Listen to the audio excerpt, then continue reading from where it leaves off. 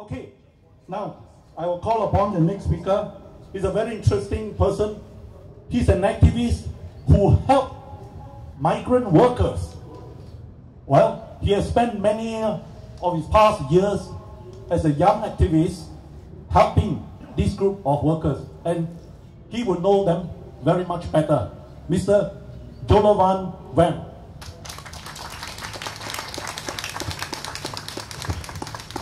Hello and good evening, everyone. I'm going to talk about a topic which is very close to my heart, which is the plight of low-wage workers in Singapore. I'm a social worker, and in my years of experience doing social work, I have come to realize, and also to have our policymakers said that Singapore has one of the highest income inequality rates in the world. The wages of the poor have not increased in material terms, and the cost of living continues to escalate. Poverty is the outcome of grave injustice, and it can be an incredibly disempowering experience. When your dignity is trampled upon, you suffer in silence, you suffer in desperation, and you suffer in isolation. The poor may not dare to speak up and make themselves heard because they feel it's shameful, and they don't want their relatives and friends to know the difficulties and suffering they're experiencing. In Singapore, there are many families and individuals who are struggling just to make ends meet. But many of them don't need handouts, and they most certainly don't need another NTUC voucher. What they need is a decent wage with decent hours and decent working conditions. But not only does the government continue to have policies which keep the poor poor, but worse still, they continue to blame them for their poverty.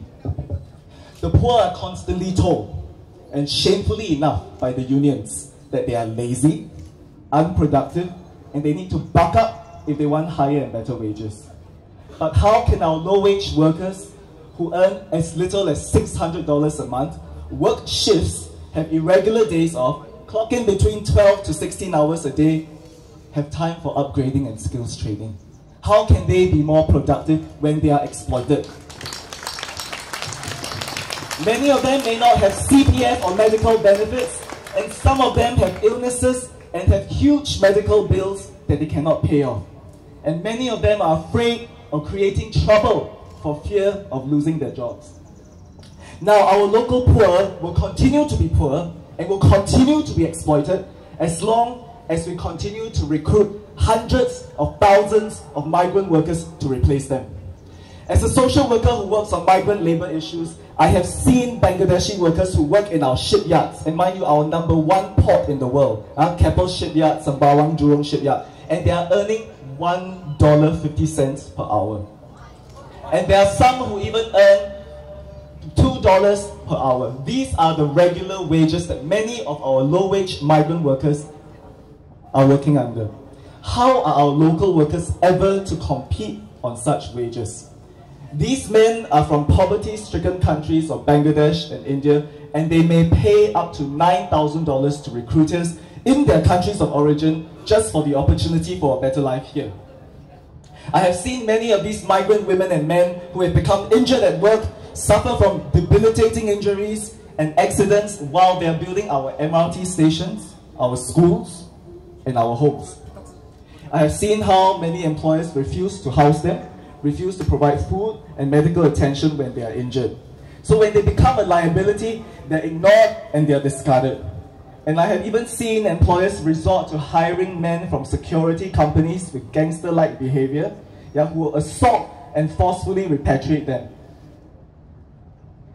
Many of these women and men working as cleaners, kitchen assistants, waiters and waitresses, they labor up to 16 hours a day, 7 days a week, and in the most unfortunate cases, they are victims of human trafficking and are deceived into jobs and working conditions that they did not expect. With such miserable working conditions for migrant workers, where can our local workers find a place in this economy? Where can they find a place in our society? And where can they find decent jobs with decent wages for ourselves?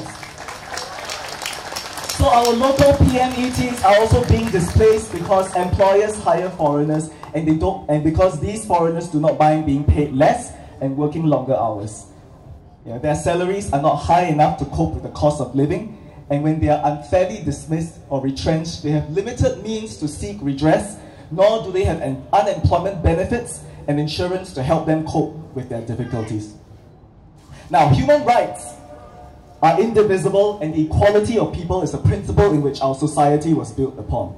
We should not tolerate inequality and exploitation, whether it affects women or men, the young, the old, the disabled or the able-bodied, homosexual or heterosexual, Singaporean or migrant. So instead of drawing false distinctions, a more sustainable and inclusive approach is ensuring that the structures and policies which result in disadvantaging everyone are changed. Therefore, when we have measures which aim to sharpen the distinction between Singaporeans and foreigners, it creates a false divide, when the blame lies not with foreigners but with our government and our immigration policies.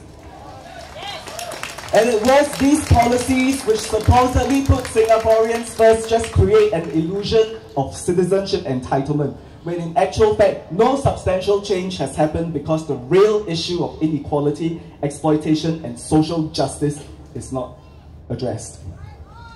All the problems that have been unleashed, such as locals getting displaced from our jobs, overcrowded transportation, depressed wages, inadequate hospitals, are due to the fact that we have an overly liberal immigration policy, inadequate social protection, and lousy labor laws.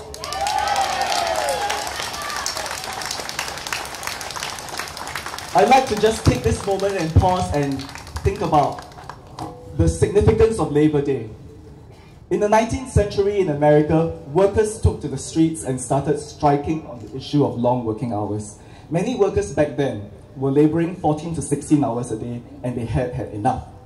Over the decades, tens of thousands of them and their families began to talk about acting in solidarity to pressurize the employers and the government to reduce working hours. The unions and workers knew that if they stood together in their workplaces, in their communities and in their homes in support of one another, it will bring about change. By the time all the strikes and demonstrations happened in July 1889, the International Labour Congress in Paris met and they agreed to pass a resolution in support of the 8-hour day in North America. And this is the history of why we have 8-hour days in Singapore and all over the world, because of the struggles that the workers and the unions have always had. Many of the rights that we take for granted now, such as public holidays, weekends off, medical benefits, paid annual leave, sick leave, were a result of trade union and worker struggles. When these struggles were taking place, the workers were united in achieving justice and equality for all. They recognized that their problems and difficulties were shared by everyone, regardless of social class or national origin. And there is dignity in all work, whether it is construction work, office work, executive, engineering, domestic workers, sex workers. We all should have equal labor protections, and it should apply to everyone.